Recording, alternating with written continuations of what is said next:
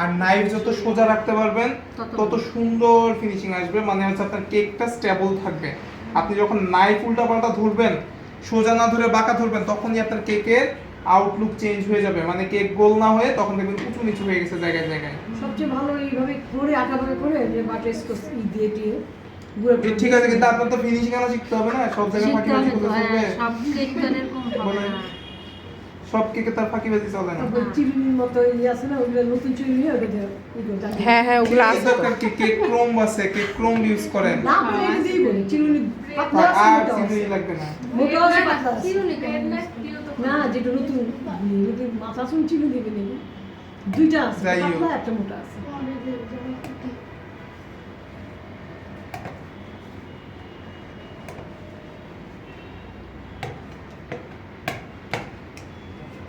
মোটামুটি একটা পর্যায়ে আসছে, এখন আমরা কি করবো, সাইড দিয়ে সুন্দর করে আলতো হাতে এটাকে ধরে জাস্ট ঘুরে দিলে কি হবে, সাইডটা আমার একটু ফিনিশিং চলে আসবে।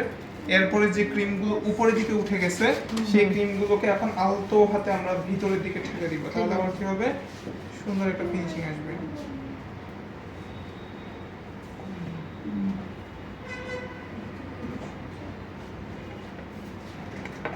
এখন এখানে আমি টানতে গিয়ে আমি যদি এটা বেশি এদিকে নিচে নামাই ফেলি, তখন কি হবে, ও পাশ থেকে কি ক্রিম সব উঠে চলে আসবে না? উঠে যাবে। আলতো হাতে।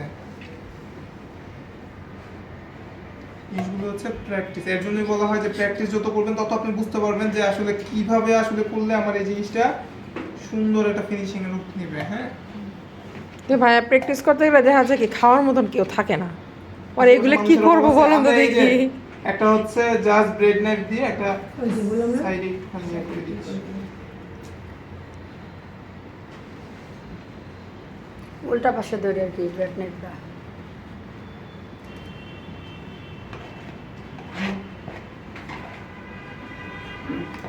এখন আমরা এর মধ্যে একটুখানি পাইপিং জেল ইউজ করব, ঠিক আছে?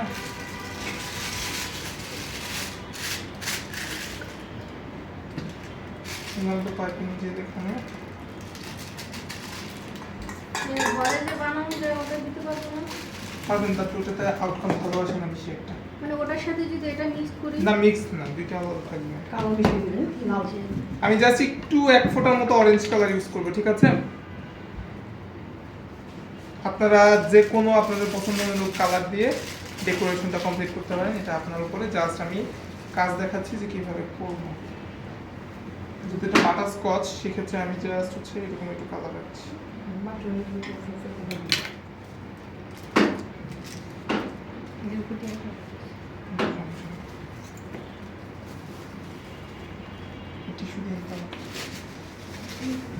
সব সময় কেকের উপরে নাইফ টাচ করানোর আগে এটা টিস্যু দিয়ে একটু মুছে নেবেন, মুছে নিতে হবে। তাহলে আপনার এটা না সুন্দর আসে না, কারণ এটার মধ্যে যেগুলো লেগে থাকে ওগুলোর জন্য আপনার আউটকাম ভালো আসবে না। কখনো যদি দেখেন যে কেকের উপরে আপনার হচ্ছে কি হচ্ছে, আমার কেকটা ফিনিশিং হয়ে গেছে, ক্রিমটা স্টেবল হয়ে গেছে, আমি যখন টান দিচ্ছি এই যে একটু উঠে উঠে আসে এরকম ভাব, তখন কি করতে হবে, এই নাইফটাকে একদম গরম পানিতে ডিপ করে তারপর এটাতে টান দিবেন, তাহলে সুন্দর আসবে। এটার উপরে যখন এমনি নাইফ দিয়ে টান দিবেন তখন কিন্তু ক্রিম উঠে উঠে আসবে, কারণ কি ক্রিম সেট হওয়া শুরু করে, ঠিক আছে? ক্রিম সেট হয়ে গেলে তখন এরকম উঠে উঠে আসে, স্মুথ ফিনিশিং থাকে না। বুঝতে পারছেন? বা আপনারা আরেকটা কাজ করতে পারেন, সেটা হচ্ছে আপনার এর মধ্যে এক হচ্ছে গরম পানিতে ডিপ করে, দ্বিতীয়ত হচ্ছে স্প্রে বোতলের মধ্যে একটু পানি নিয়ে পানি স্প্রে করবেন উপরে, এরপরে একটু টান দিবেন, তাহলেও সুন্দর আসবে। গরম পানি না ঠান্ডা নরমাল পানি, পানি স্প্রে করা যাবে? হালকা, তার মানে এই না যে গোসল করে দিব। এখন জাস্ট একটু ড্রিপ করে দিচ্ছি, ঠিক আছে?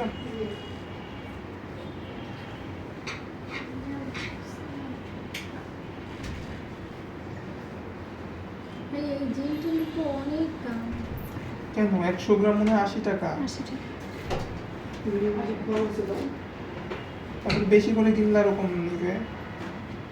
এগুলো ঘরে অনেক দিন রাখা যাবে, 6 মাস? হ্যাঁ রাখা যায়, নরমাল ফ্রিজ রেখে দিলে কিছু না। কনসিস্টেন্সি বোঝা যায়? থিকনেস যখন আরো পাতলা করে ফেলবো তাহলে কি একদম গড়ায় নিচে পড়ে যাবে?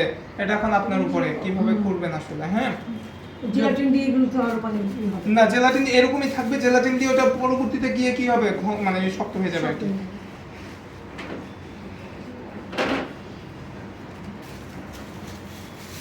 মানে জেলাটিন ইউজ করলে মানে সাথে কালারটা মিক্স হয় না। কেকের সাথে না, এটা হচ্ছে কি যখন আমি নর্মাল শুধু ওয়াটার দিয়ে করবো তখন হচ্ছে আপনার এরকম এখন দেখতেছেন এরকম আছে, বাট যখন এটা রেখে দিব এই ড্রপ থেকে 1 ফোঁটা করে পানি নিচে পড়বে, আচ্ছা, আচ্ছা। ঠিক আছে? ওইটা সমস্যা হয়। বাটারস্কচটা আমরা এটা সাইডে অ্যাপ্লাই করব।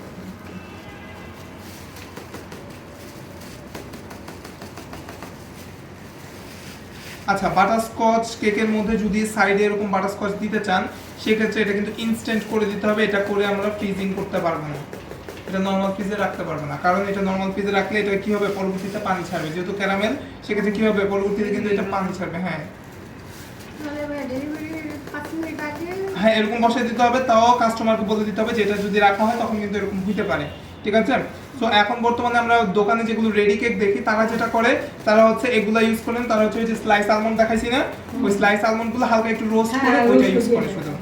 ওটা শুধুমাত্র দিয়ে দেয়, কারণ ওটা তো আর বলার কিছু নাই। মানে ওনারা ক্যারামেলটা ইউজ করে। ক্যারামেল। না, তখন আর caramel।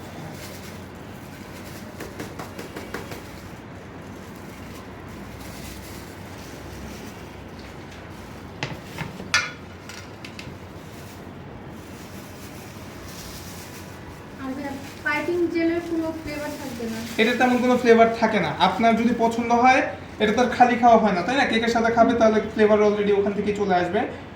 সো ভাই একটা ডিজাইন বানান। আমি ফুল কভার করে দিব, আমার মাথায় আসলে এরকম স্পাইরাল কিছু করে দিতাম কিন্তু দিয়ে ফেলছে, এখন ভাই করতে পারি। কাঠি দিয়ে ড্রিল করে। পরে মাথায় আসছে দেওয়ার পরে। ফুল করে দিবি, টেনে ফুল দিবি। কালার হবে। হ্যাঁ ফুল দিয়ে দিবি এটা, হ্যাঁ।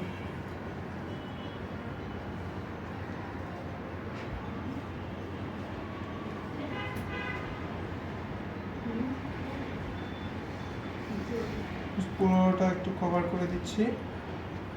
চকলেট টপার মেক করা হয়েছে না, ওইটা একটু নিয়ে আসেন। হ্যাঁ, দেখতে আমার বলতাম এগুলো কেমন করে কেমন করে করে আমি ভাবতাম এগুলো মনে হয় ম্যাঙ্গো। স্প্রে কোনটা দিব? নিয়ে আসেন, একটু নিয়ে আসেন, সবগুলো নিয়ে আসেন টপার। কেক শিখতে যে কত কিছু যে কত কিছু নতুন নতুন যে কত কিছু শিখতেছি এখন, আরে আমি মনে আগে কিছুই বুঝতাম না। ওখানে বসছে না তুমি গেছি আমরা হচ্ছে এই যে চকলেটগুলো 10-15 মিনিটে না, আপনি হাত দিয়ে টাচ করলে তো বুঝতে পারবেন যে এটা শক্ত হয়েছে কিনা, তাই না? এরপরে আমরা এটাকে সেট করে দিব। আর বাটারস্কচ দেওয়া হবে তো? না, উপরে বাটারস্কচ আমি দিচ্ছি না, উপরে যেহেতু আমি কভার করে দিচ্ছি তাই দেওয়া যাবে বাটারস্কচটা? হ্যাঁ চাইলে দিতে পারেন।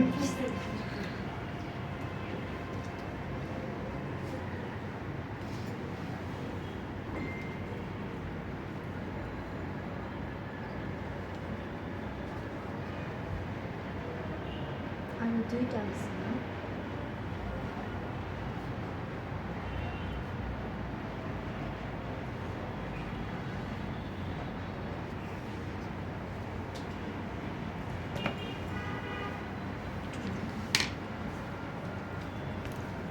পজ এইটা রাখো।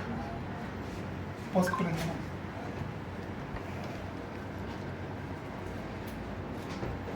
ওটাই ভালো হয়েছে। বেশি না। অবস্থা। আর কিছু এখন দিবেন? এর মধ্যে যদি আপনার নাম টাম লিখতে চান আন্টি, তাহলে লিখতে পারেন। এই হচ্ছে অফ করে দেবো। হ্যাঁ, পজ। এটার উপরে